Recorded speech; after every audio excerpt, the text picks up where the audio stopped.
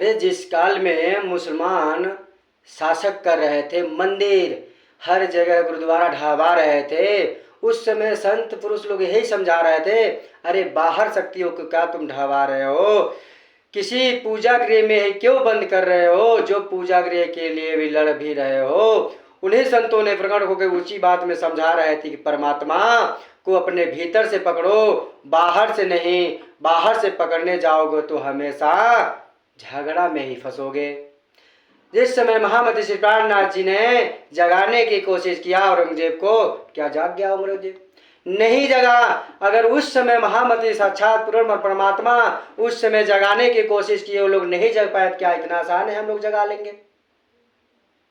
क्या इतना आसान है? मुस्लिम कंट्री को हम समझा सकते हैं, 100 में, हजारों में, कई लाखों में 1 से 2 लोग समझेंगे। बाकी जाओ समझाने के लिए, तुम्हारी गला अलग हो जाएगी। इतना समझाना आसान नहीं है।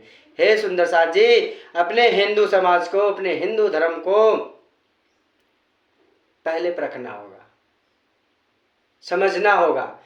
हर वेद, हर बाणी, हर जितने भी धर्म के भी अगुआ हों, हमारे धर्म शास्त्र हों, सबका निचोड़ हमारे क्या कहती है? बाणी। चारों तरफ से हमारी बाणी यही शिक्षा दे रही है, पूर्ण परमात्मा सच्चिदानंद एक है।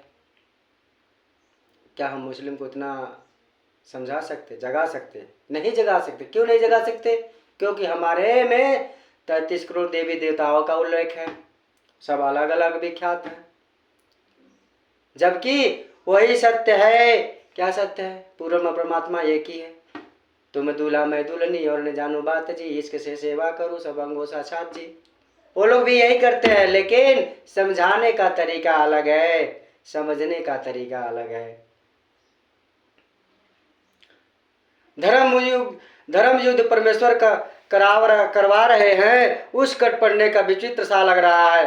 पर महामति प्राणनाथ जी संतों को परंपरा में यह ज्ञान विशेष रूप में दिया गया, यो तो दिन हमको जुदे जुदे खिलावे, अर्थात सभी तक परमेश्वर का हुक्म, सबको झगड़े का खेल खिलाता रहा, ताकि लड़ते झगड़ते जैसे पशु का विकास होता है, वैसे ही मनुष्य का भी यह जो विज्ञान का जन्म हुआ है, यह युद्ध में हथियारों को दौड़ों के कारण अंत में मनुष्य का यह समझ उत्पन्न होगी कि जैसे प्रेम में रहने में ही आनंद है, लड़कर दूसरों से बलवान बनने में नहीं, और न ही दूसरों को अपने अधीन रखने में है।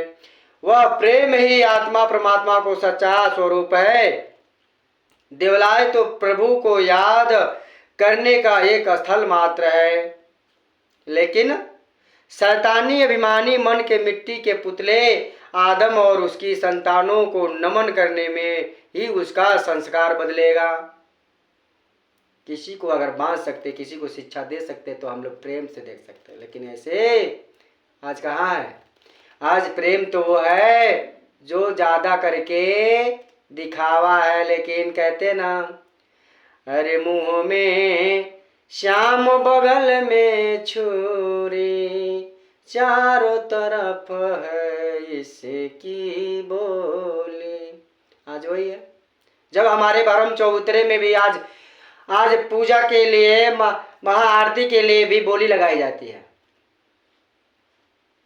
अरे बोलने का भी तरीका तो अलग होना चाहिए। वहां पे कहा गया, सुंदर साथ ने जितनी भी आरती, जितनी बड़ी बड़ी आरतियां, जितने 1 लाख 2 लाख की अगर आरती उतारते हो तो करते हो, घर द्वार बेच दो, वहां पे जाके उतारे तो आपको नाम बोला जाएगा।